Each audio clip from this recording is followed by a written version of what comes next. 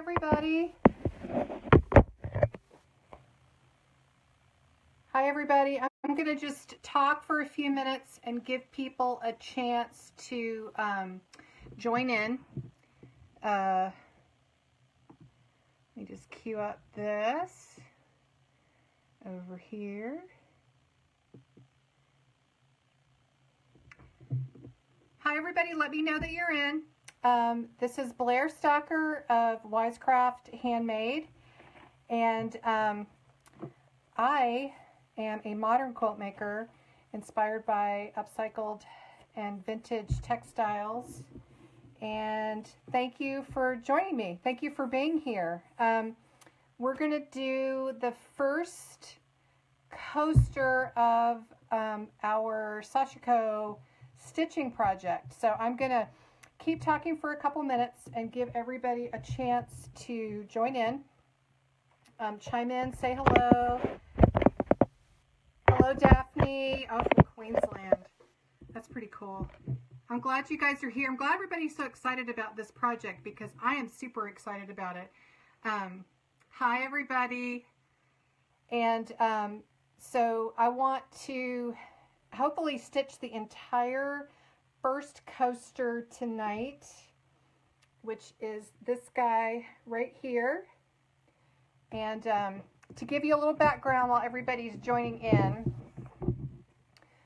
this is inspired by a project that I did for my book, Wisecraft Quilts.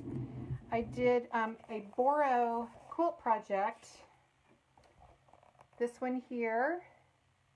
And this one is, it was really the first time I ever did this sort of stitching, and I did a lot of research and got really excited about it. And so since the book, I've had a chance to do more, and I'm really excited to teach it to you guys. So again, this is the one that we're going to make, and I hope you guys have downloaded your templates. This is what the template looks like. I know some of you had some issues printing the template out at 100%. You just need to make sure when you print it out, there's a little guide here, a 1 by 1 inch square, and I want you to make sure that that is accurately 1 by 1 inches. And if it is, then you know that this is going to be the right size. And you might have to play with your printer settings a little bit, but you want to make sure that you don't you know, adjust the size to fit or anything like that. You just want it to print it full size at 100%. So hopefully everybody can. Hi, New Zealand. That's so exciting. I'm so glad you're here. So hopefully everybody can print out the template. And if not, it's there. You can fiddle with it after you learn tonight, and you can print it out on your own and follow the replay. So I'm going to flip the camera around because I think people are joining, and we'll start doing our project. All right, give me just, be patient with me because I have a new little thing here, and I think it will work. We're just gonna camera around. Yep, okay. I bought this new camera arm. Pardon my hand while I am stitching or trying to get everything in the camera and get it tightened up. So hopefully this is going to work. All right. So here's what we need for tonight. Here's our template. And I said in one of my other things that, hi Rosalie. I said in one of my other posts that a lot of these Sashiko patterns are inspired by nature or from things that are in that were in the Japanese daily life, like these woven. They're like woven slats or baskets or things like that. So this one is super easy to do, and I thought it would be a really good one to get us started. And it's called in English a paving block. It is called in Japanese, and if anybody has the correct pronunciation, please let me know. Ishiditami. And this is there's two different types of Sashiko patterns. This belongs to the type called Moyozashi stitch patterns, and it's on the template. I just totally ruined that pronunciation. But what that means is that the stitches themselves, when you're stitching one line into another line, the stitches themselves do not touch. And I'm going to show you what that means as we do this. All right, so you need your pattern. If you bought my kit, you would have a piece of navy blue Sashiko fabric in it. This piece of fabric, you can do all 4 coasters on this without having to cut it. I would suggest leaving the fabric as one piece before, and go ahead and stitch the coasters that we're going to do and then cut them. So we'll work on that later. I just think it's easier to handle the fabric if you're using a larger piece. You can also use a fat quarter. You might want to cut it into fourths and just use a fourth of that. But any piece, this is about 13 inches by 9 inches, and this will get all 4 coasters. So we're just going to work in one corner of it tonight. You need a pen, ballpoint pen, something like a pair of scissors or something to cut your template out with. You need your Sashiko needles or something equivalent. I think I gave a list of, I think Milner's needles will work. And if anybody has a suggestion for needles that would work, please chime in. You need your Sashiko thread. I also had some suggestions of substitutes. This is DMC embroidery floss. I'm going to put a piece of Sashiko thread beside of it so that you can see pretty similar in thickness, and you could just use all of the 6 plies in this to give you the same effect. You can also use pearl cotton. That's a size 8 pearl cotton. It's a little bit thinner, but definitely not bad. And then I have this Aurifil thread, which is just cotton floss, and I will put the size on it. I don't know if you can see that because this is the color that I found first, but this is a super nice quality thread from Aurifil, so that works as well. But I'm going to use Sashiko thread, and hopefully you can see what it is that I am doing. So I need you to cut out your pattern, and I have put on the sheet what the cut size is, which is 4.5 inches. So that's the outside lines here. We're only going to stitch in the inside lines, within the inside lines of 4 inches, because you don't need to go all the way out to the edge, but all the 1/4 inch overlap on the sides, that's all going to be seam allowance. Hi, Michelle. Hi, Grace. I'm so glad you guys are joining me. This is really fun.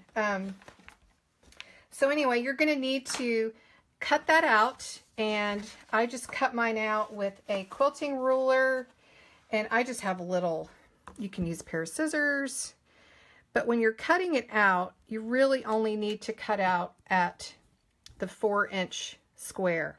You don't need to cut it out at the 4.5 inch line. So I'm just going to cut it here.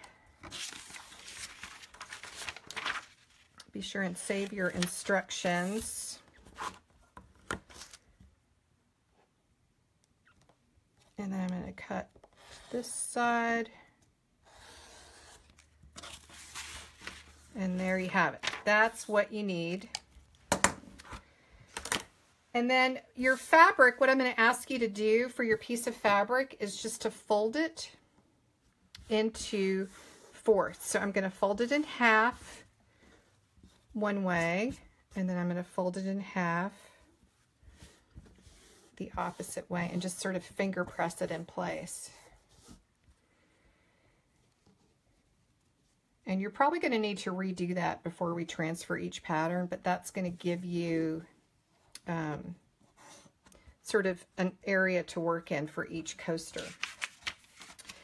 Next, you're going to need your tracing paper, and some of you got the tracing paper that has writing, Japanese writing on one side of it, and it's white on the other, and some of them, I think they were just plain on the back side, but you're going to want the white side facing down on the face of your fabric. And I'm just going to use that same ruler to just cut. I folded my paper into fourths, and I'm just going to cut a piece of it off to use a smaller piece, just to make it a little bit easier. So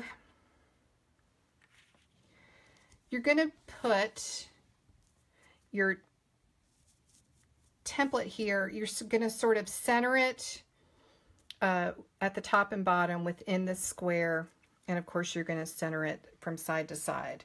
So I didn't mention it's probably good that you have some tape. If you have a little tape, that's helpful. I'm just going to put a little piece of tape on either side of the fabric just to hold it down. And then before I tape my template down, I'm going to take my carbon paper, printed side up, the carbon side down, and I'm just going to slide it underneath where I just placed my template. You guys let me know if this is not clear. And just going to put a little tape down just to hold that in place too. All right, so now we're going to transfer our design onto our fabric. And I recommend using a ballpoint pen, only because, I'm going to move this forward just a little bit, only because you can then see where you have drawn, where you've transferred your lines. So I'm going to use, again, I'm going to use my ruler. And these lines are dashed, but you should just draw them as a solid line and don't worry about the dashes. That's just to indicate that you're going to be stitching those lines. So I'm going to do all of the vertical lines first. And I'm just going to, for ease, I'm just going to use my quilting ruler and my ballpoint pen. And I'm just going to transfer these lines. And while I'm doing it, I'm going to tell you guys that the wind in Seattle right now is crazy. So I was just thinking right before I went on the air, if for some reason we lose our internet, which we don't usually do, today would be the day that we would do that. Anyway. It's crazy. It's been crazy this afternoon.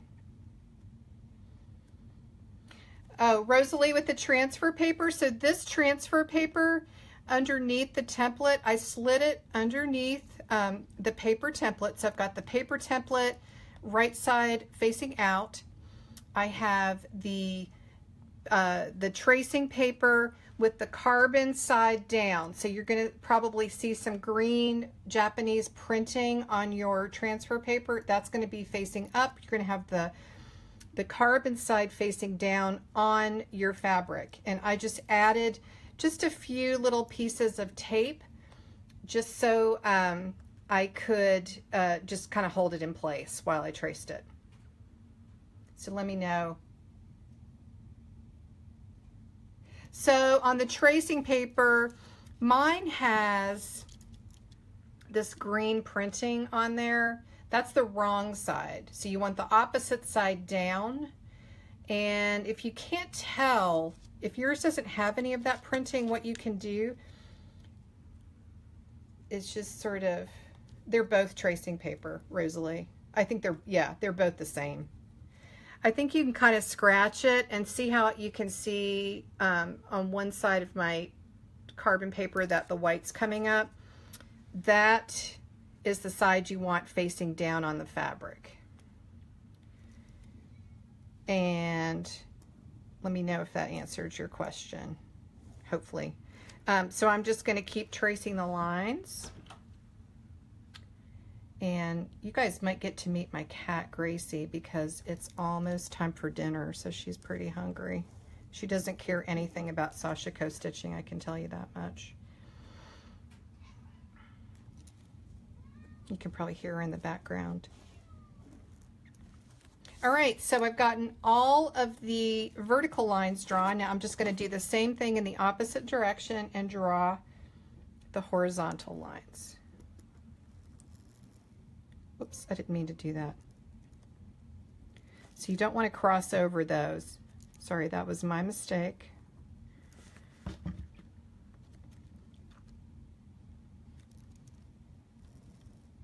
The good thing about this carbon paper is it's really, it's not meant to stay on there very long. So it's good to trace your lines, do your stitching, and then you're done.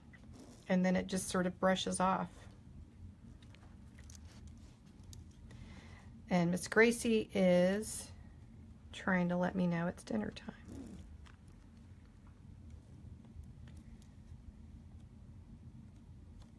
Hi, Eleanor. Hi, Martha. Thanks for tuning in, you guys. Gracie, say hi. Hi.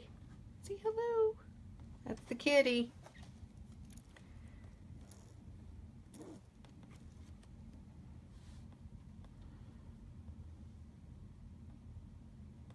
Tamra, she's the best helper ever. She's a good helper. All right. Rosalie, let me know if I answered your question. I'm hoping that I did, but let me know because I want to make sure that I answered. Oh, one more. Okay. Last one.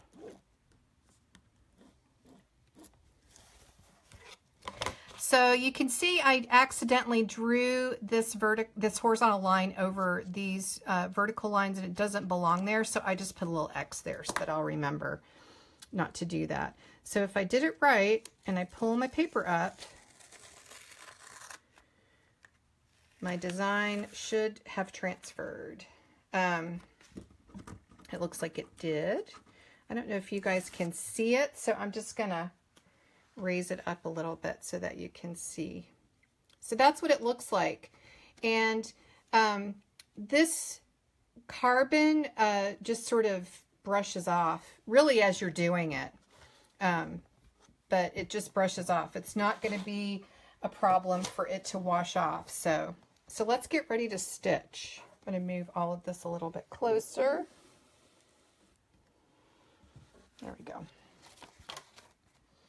Hopefully everybody's clear on that.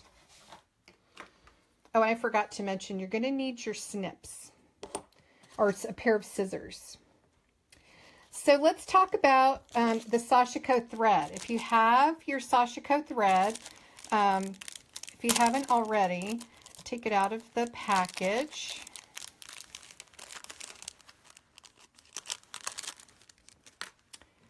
And we'll take it off the skein. So there is a little area in there that has a little knot that holds it together, and you're just gonna open it up. So you see you have this big loop. Now for our coaster project, I'm going to ask you to make a cut at either end of the loop. Now if you were doing a project like, I'm going to show you an example. Like this project here that I've been working on, this project has long vertical lines going all the way through it. For something like that, you may only cut this once and leave your strands long. But for our workshop, we are going to cut at that little loop, the little knot loop thingy.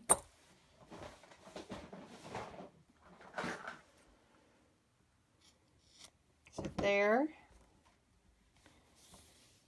and then you're going to cut it at the opposite side of the loop. All right, and you're going to be left with these two strands, or these two bunches, and hold these together. I've got one at each end, or I've got my hands on it at each end, and you're going to twist it into a tight twist and let it loop up on itself. Whoops. Gracie. There we go. So I'm just letting it loop up on itself here. Get this adjusted. There we go. So what I mean by that is that I'm going to hold these two sides together, and it's going to twist, I guess not loop, but twist onto itself. And this is how you store Sashiko thread. If you've got a big skein of a lot of thread, you can pull the ends through so that you store it like that, and it will not knot up. It's actually very helpful to store it this way. And when you're ready to use a thread, you're gonna pull one from the top. All right, so I'm going to set that there so that you can see that. So I've got one thread. You don't separate it or anything like that. Sashiko needles come in two different lengths. The longer one you always use with your palm thimble, which you got in your Sashiko kits. We are not going to use the longer one because we're doing such a short project. We're going to use the shorter one. So the longer one's like 3 inches or so, and the shorter one is about 1.5 inches or 1.75 inches. So we're going to use this one for our project. And you're just going to thread the needle. What's pretty cool about these Sashiko needles is that it really holds the thread. It doesn't really pull out very easily. It's like they were made for each other. And then I'm going to make a quilter's knot in the opposite end. So I've got the tail of the thread in my left hand. I'm a righty, so I've got the needle in my left hand. I'm going to place the tail like this and hold it against the needle, wrap it 2 times, and then I'm not going to yank it and pull it. I'm just going to hold it against the needle, the 2 loops. I'm going to pull through, and there are my 2 loops made into 1 knot. All right,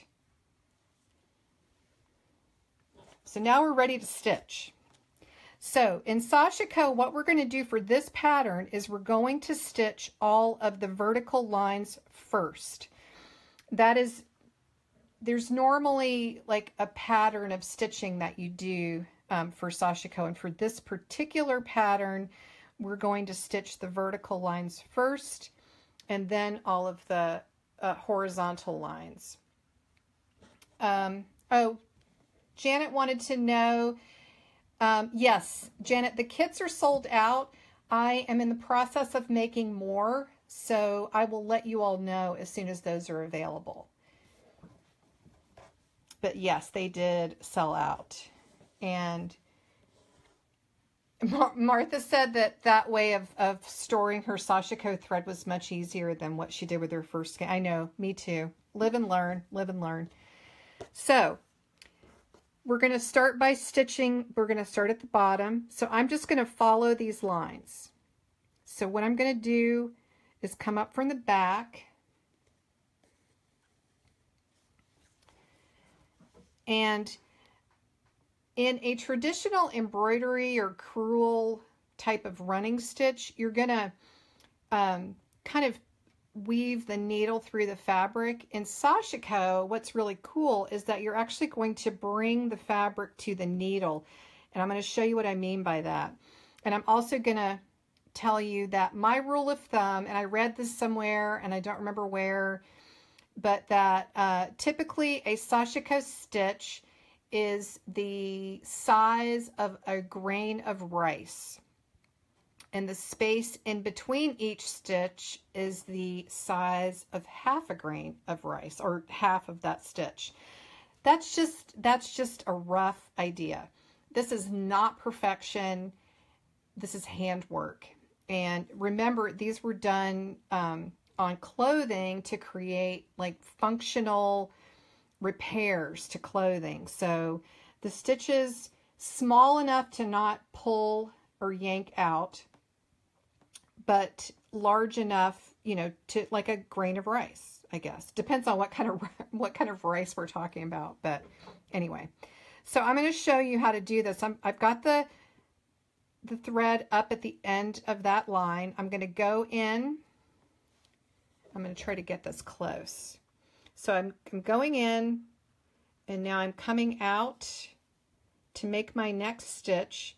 And as you can see, I can see exactly how long and how short my stitches and spaces are going to be based on what is on my needle. So hopefully you can see that. You're going to bring the fabric to the needle.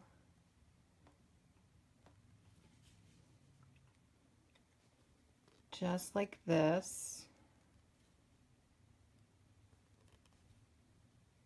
And I'm just going to keep on going. Hi, Helen. There's so many people from Australia. That's pretty cool. What time is it in Australia? I'm very curious. All right. So can you guys see how I have sort of pleated my stitches onto my needle? Does that make sense? I'm hoping that you guys can see that. And so when you pleat it like this, it helps you see that all of these little spaces where you've gone underneath the fabric again, they're all pretty much the same size. If they're not the same size, I want you all to stay up until you figure it out. I'm only joking. It's really not, I mean, the thing is if I decided I didn't like this one has a little bit more room, I could pull that out, I could back it out, and then I could go right back in. All right, so I've completed that section. I'm going to turn it over to the back, and you can see that I'm just going to pull it through. So you're always going to be kind of turning your work front and back, and then you're going to kind of wiggle it in place. Now, these ended up a little close together. I'm going to say that's no big deal. You guys might want to change that, but I'm not going to change that. So now I'm going to, from behind, I'm going to jump over these perpendicular lines. I'm going to go to the next area. All right. So I've come out at the next portion of the line that I'm following. And what I want you to do is on the back of your work, you're going to have this line here of stitching. I want you to allow a little bit of slack there. That traditionally you add a little bit of slack in that stitching because, again, remember, these were done on clothing that people wore, that they moved around and things like that. And they needed to have a little slack for the movement so they wouldn't pop, and it just increased the durability. So we're doing that on ours too. That is how Sashiko is done. So I've done the top part of that line now. I'm going to flip it over and I'm going to pull it through. I'm going to make sure I don't lose my slack. Pull that through. I'm going to turn it back over and I'm going to wiggle it in place. And there's my first line. So now I'm going to come over and stitch this line. Did that kind of make sense to everybody? Let me know. I'm going to do the exact same thing on this line going in the opposite direction, and I'll just sort of repeat everything. All right. So I'm going to come out at the tip of that next line.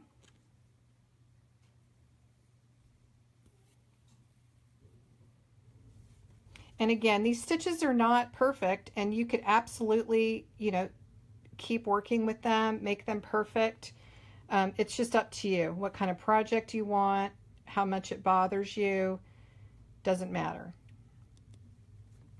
So I made 3 stitches in that little section. I'm going to make 3 stitches in this little section too. I'm going to pull it through, and here I am on the back of my work, and I'm going to make sure that I've got a little bit of slack right here. Not a lot, just a little bit. And then, oops. All right, I lost you guys for a minute. Are you still there? Let me know if you're still there. Okay. Let me see if I can help with the internet here.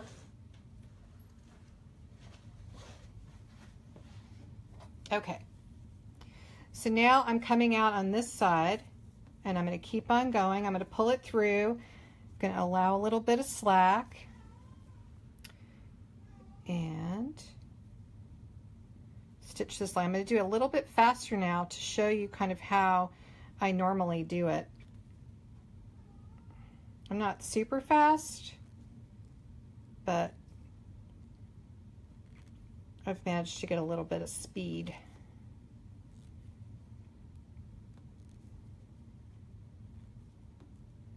And, you know, again, roughly the same. So here I've pleated my fabric onto the needle. I'm pulling it through. I'm going to hold my finger here at my slack, and I'm going to wiggle the rest of it in place. And there we go. Now I've got 2. And what's great about Sashiko is you can sort of gauge pretty easily like how, you know, I've got plenty of thread to go and do. Then, oh good, you guys are all still here. I'm not just talking to myself. That's good.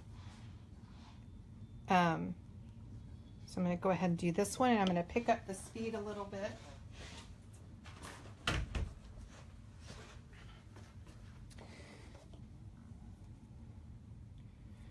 Make sure I've got my slack on the back.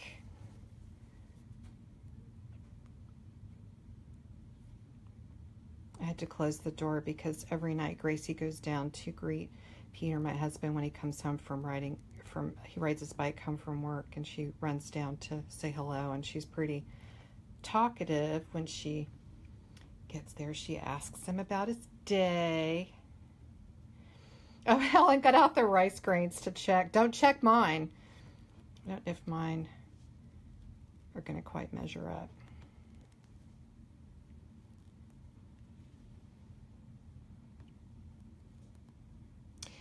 Yeah, Eleanor, you may need to download it. That might be easier. I printed out directly from, I did a test print from the link, and it printed out a little bit large. So maybe you need to download the file. All right, so I'm pulling it through.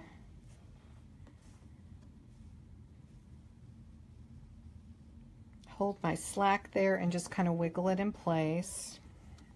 And I've got enough to keep going down here.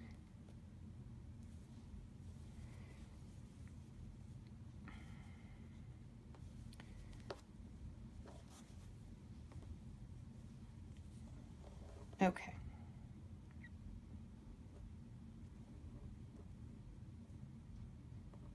So again, I'm going to try to get 3 little stitches in that section just because that's kind of what I did before. And I'm going to make sure everything's nice and not gathered up, nice and straight. And I'm going to go ahead and cut this and knot it. So to knot it, I'm just going to make a loop, take my needle, and just sort of hold it down at that last stitch and just sort of pull. So there, it's not tight. It's got a little bit there, but that's what you want to do. And then trim it off. So now I'll pull another thread out and we'll keep going. I'm going to stitch as much of this as I possibly can tonight. So I'm going to stitch a little bit faster.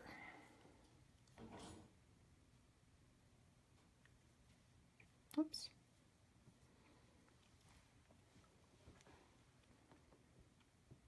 Is anybody actually stitching right now, or are you just watching to stitch later on? Let me know. I'd love to hear. So I'm going to make my quilter's knot again on the end. I'm holding the tail against the needle, wrap 2 times, hold it with my left hand, just hold those loops to the needle while I pull the needle through the loops. And there we go. All right, so I'm going to go ahead and keep on going. Oh, Rosalie, you're stitching. Very cool. I want to see.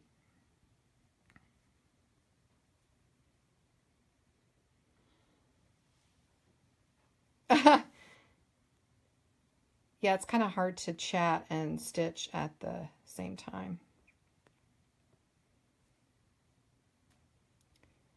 All right. Let's see. I'm going to try to get 3 stitches in here. I may only be able to get 2 before I hit this line.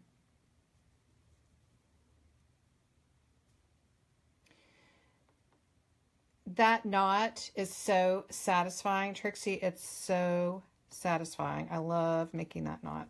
All right, I did get 3 stitches. Yay. So I'm going to pull it through,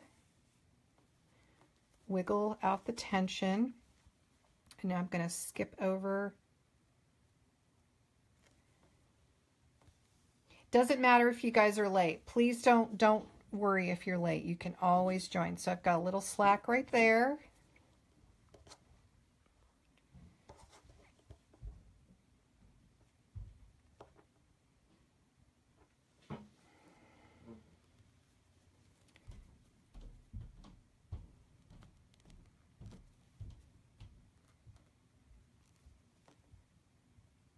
Keep on stitching here. I usually try to do a whole line, but I haven't been arrested if I didn't do an entire line without stopping. So I'm thinking it's probably okay to do it in sections if you want. I was watching Stranger Things the other night while I was doing one of these, and I definitely was not quite as focused. All right. So did that one. Now I'm going to skip over to the next line. And you can see as I am stitching, these chalk lines get you know, more and more faint, but they certainly do the job for what you need while they're there. And I love that they, by the time your project's over, they've just sort of gone away. And you really just have to kind of, you know, brush them aside or brush over them, and they just kind of go away. Yeah, there's no hoop in this. You know, the thing to remember is that this whole technique of stitching was really done to preserve clothing for people who were impoverished and really did not have money to buy more clothes. Clothes had to last. They had to hold up to wear and tear. And so when these, you know, women or men or whoever stitched these went to stitch them, they didn't have like a hoop or, you know, any special equipment. And I think a lot of times they even, you know, would use things like kitchen twine, literally whatever they had to get the job done. So there's 2 Rosalies in here. That's pretty cool. That's kind of weird. That's like having 2 Blairs. All right, so I'm going to do... So you can see once you start going, it goes a little faster. And, you know, I don't know if I mentioned this, but Sashiko I think is translated to little stabs, which, you know, if you think about it, that's what we're doing, making little stabs. Oh my gosh. So Trixie, you went to the Bora Museum. That would be unbelievable. I would love to see some of those things in person. I went to an indigo exhibit here in Seattle at the Asian Art Museum, and it was very cool because they had a very old Japanese fireman's uniform, and it was completely covered with Sashiko stitches. And so it had whole rows of stitches going one way and whole rows of stitches crossing them all the way across the garments. And what it did was it creates almost this little thermal texture, which would hold, they would soak themselves in water, or it would hold water to their body. You know, it would create like this way for more water to just sort of be soaked up by their uniform. So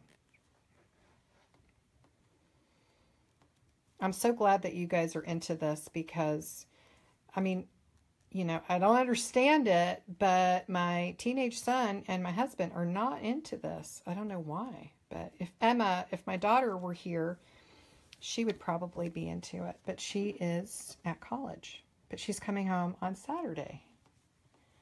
Yeah, Martha, that indigo exhibit was really interesting. I loved it. I wanted it to go on a lot longer than it did.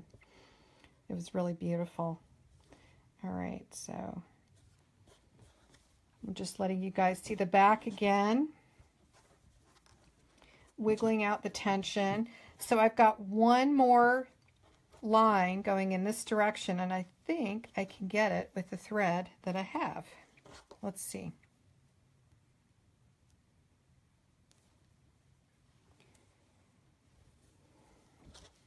Give myself a little slack here. I always think the back looks kind of pretty with all the extra little slack threads.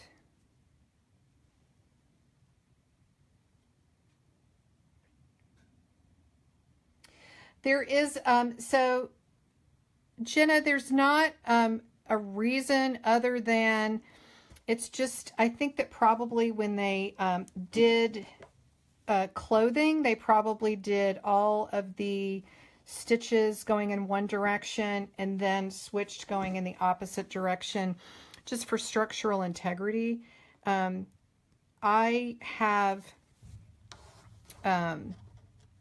done it both ways since I've been practicing Sashiko, and I really do like doing all of the patterns this way, like stitching all of the lines in one way and then going back and stitching the lines in the opposite direction, because when it's like you see no pattern and then you start adding the lines, you know, in the secondary direction or the next set, and all of a sudden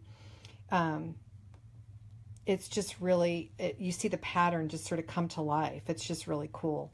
But I don't think there's any other particular reason. For those of you that are just joining, I'll show you how we're sort of pleating the stitches onto the needle. Hi, Gina.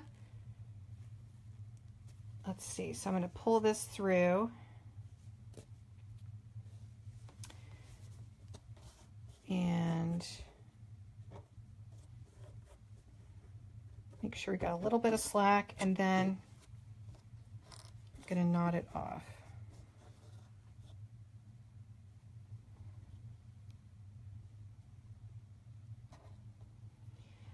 Yes, I am familiar with Alabama Chain and Rosalie, and I love her work. And I think that she probably borrows a lot from this kind of stitching. Yeah, I love her work. It's pretty cool. So now I've got all of these stitched, and I'm going to go and stitch in the opposite direction now. I'm going to get all of those lines.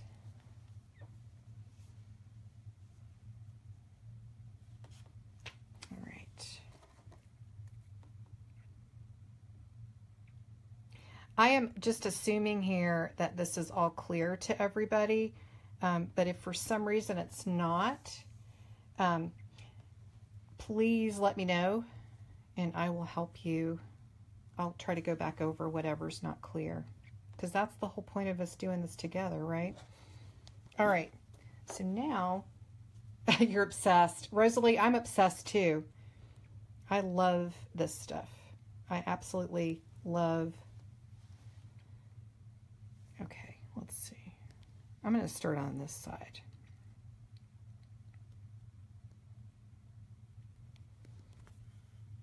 All right, so I'm going to go across. You can see that when I was creating these projects, it's like, I thought it would be awesome to do a quilt like the one in the book, but I was like, it would sure be fun if we had the type of project that I could possibly get done in an hour or so, and also that we could make maybe for holiday gifts, if anybody wants to do holiday gifts, or just for ourselves. All right, so I wanted to show how, so this one right here, do you see this one? Well, how there's a little space between the row that's going vertical on the screen and the one that's going horizontal. That's what you're aiming for, space between those. This is actually not the greatest, but I think I'd probably leave it because that's going to be on the end. But the whole idea is that you really want these stitches to never touch. I agree, Helen. It seemed like a better idea just to start with something small. So again, I'm not going to let this touch the stitch that I'm putting in. So I'm just going to look, you look ahead as you're doing it and you just make sure. And that's a little bit tiny, so I might actually take that one out and just do one larger stitch. And when you're taking stitches out, it's super easy to do, but use the eye of your needle rather than the point, because then you're not sticking your point of your needle into the fabric. So let me rethread this and we'll just try it again. There we go. So I think I'm just going to do one.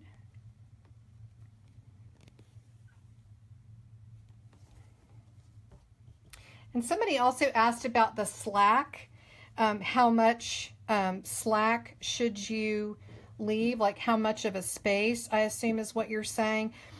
I would not leave more than any of these, but what you're going to see is that when we start going across, we're actually going to cross over these threads and sort of hold them in place. So they're not always going to be super loose. And also with a project like this, it's going to be enclosed when it's a coaster. So it wouldn't be something that would get a lot of wear and tear anyway. The blue fabric, this is Sashiko fabric. It's 100% cotton. Yes, you don't need thread heaven, Maggie.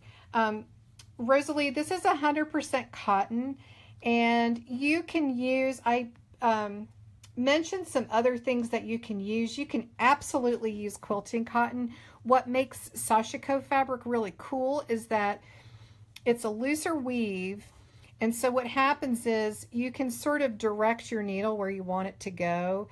When you have a tighter weave, sometimes it's going to sort of skew, I guess skew is the right word, the direction that your needle is pulling out. It doesn't make that much difference, but it's super easy to needle through this fabric. It's made for this. But remember, it's like this was also done on denim, things like that, and so you can do it on anything. Remember, peasants weren't like shopping for the perfect fabric. They just used what they had. So again, I'm just making sure I have a little slack.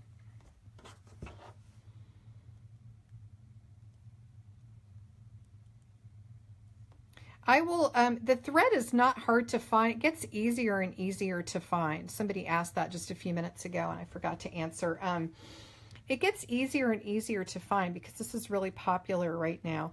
I will have some of the Sashiko thread in cream available in my shop as single skeins. I haven't listed it yet, but if you're interested, just send me an email that you would like to purchase it, and I'll let you know how much it is. But you can also try to find it at, like, if you've got a nicer quilting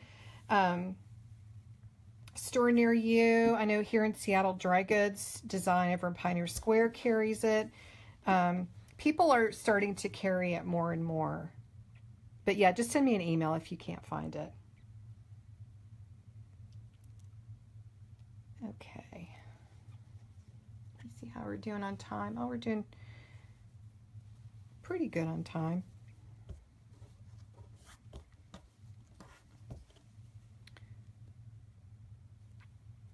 I don't know if you guys can still see the chalk lines, but I can still see the carbon lines that I drew. And what I was going to suggest is if these are starting to fade during your project and you need them to show back up, this is actually a quilter's chalk pencil. Something like that would actually work to make the lines show up again. Carbon paper. I may have some carbon paper. It just, you know, I've ordered things. They're coming in. If you're interested in just the carbon paper or any of the components, just email me and we'll see what we can do. But I am going to have some more kits if you want to just get the whole shebang. Okay. I know the pattern. It's really fun to do all the lines in one direction and then go back and do the lines in the opposite direction and watch the pattern just sort of really show up. It's very cool. Yeah, the kit should be ready within a week or so, I think. The components for the kits come from a lot of different places, and so I think a week or so would be safe to say.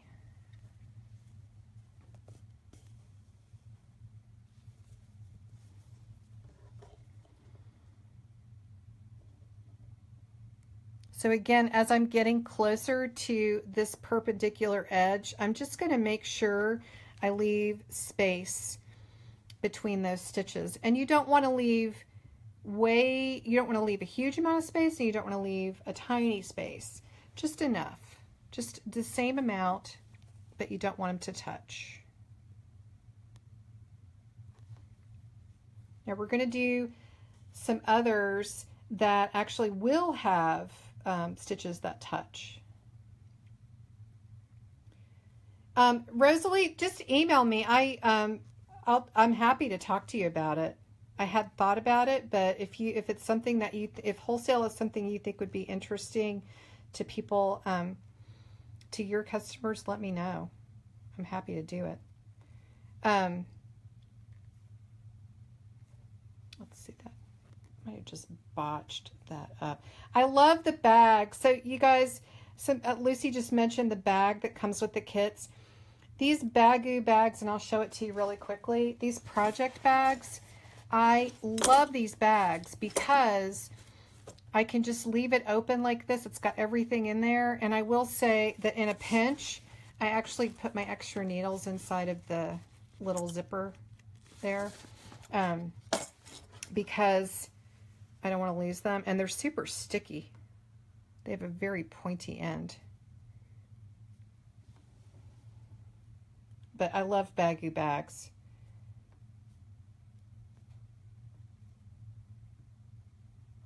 We'll see how that one does. That one's awfully close, but we'll see.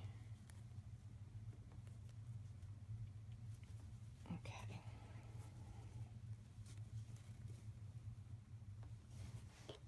Let me see how I did. That one was not very good. I'm going to take it back out. That one I don't like. Okay. So Cheryl brings up a really interesting question. So I'm going to let you guys, just for a few minutes, I'm going to show you some of the Sashiko that I've been working on just to give you some inspiration. Because let me tell you, you will be absolutely addicted. And Cheryl wants to know, what does it look like to do dark thread on light fabric? And I was going to show you that one. So this is Sashiko thread that is variegated. And here's what the thread looks like. And this is white Sashiko fabric. So as you can tell, just as cool. And this is one of the patterns that we will be stitching together. But you can see I've got my little slack areas on the back. And that is one. Here is another. This is a variegated thread on white Sashiko fabric. And this, I wanted to see what this one looked like because it's such a tonal. This is hand-dyed yarn from Japan that I ordered just to test it out. So this is actually like a more subtle effect, but it's the same thing. You can see your stitches are the same, and I'm going to teach you how to stitch this pattern. And again, you're stitching it in lines. You know what I mean? It's like you're stitching the lines, and then all of a sudden you get to one section of the lines and your pattern shows up, and it's really, really cool. It is really subtle, and I liked the subtlety of it a lot. And here's an example of how your slack areas on the back where you carry your thread, how I have secured that down with a stitch going in the opposite direction. So there you go. And then here is one more that I'll show you. We're not going to do this pattern, but you'll be able to do this pattern no problem. This is the navy Sashiko fabric. And I will say it's not indigo. It's just dyed navy blue. And this has a variegated thread as well. It's a blue variegated thread. And I do know that Pearl Soho has a lot of these Sashiko threads, and so try those. You may find some there that you like, and probably Etsy might have some different colors as well. But once you figure it out, man, it's so fun to play with all the different colors. So I'm going to stitch one more line, and then we're going to call it good for tonight, and we'll continue on with the next one. And I'm suddenly not having a lot of luck threading this. There we go. There we go. Okay. So I'm going to finish this line.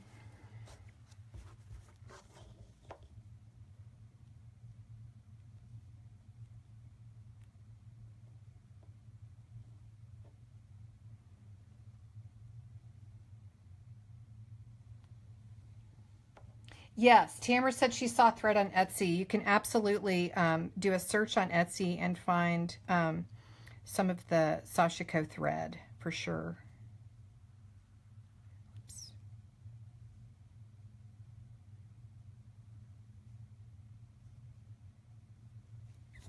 All right. I might have to go back and repair this line once again. Or maybe it's okay. Let's see. Not exactly straight. So, all right, so I'm going to go back and repair that one. However, since it's 6:30, I'm just going to quickly say that I am going to stitch the rest of these lines. And so what's going to happen is, in the end, you are going to have this lovely pattern. This is what you're going to have in the end. Don't cut yours out yet. Let's do the other 3 coasters before we cut them out, just to keep them from fraying. And Cheryl asked, what would you use to transfer the pattern onto a light fabric? What I would do is probably use, yeah, you can see it. I don't know if you can see it on camera, but you can actually see these lines through the fabric. So you could use an air soluble marker or a water soluble marker, one that you spray when you're done for the lines just to disappear, like a blue. You can also use a friction pen if you're not afraid to use that on your fabric. But yeah, there'd be several different ways that you could do it. So I hope that answers your question. So I'm going to finish stitching mine tonight, and thank you guys so much for joining me. It really was a fast hour, wasn't it? But our next session is on Thursday night. I'm sorry I can't do it before then. But I will join you back again on Thursday night. I will upload the next pattern, which I think is this guy. I'm going to upload this pattern on Thursday so that we can download it. I love this pattern. You guys are going to have fun with this one, and we'll stitch this one on Thursday night. Okay. Thank you guys so much. And this will be available for replay. So don't worry about that. All right. Thank you so much. Bye-bye.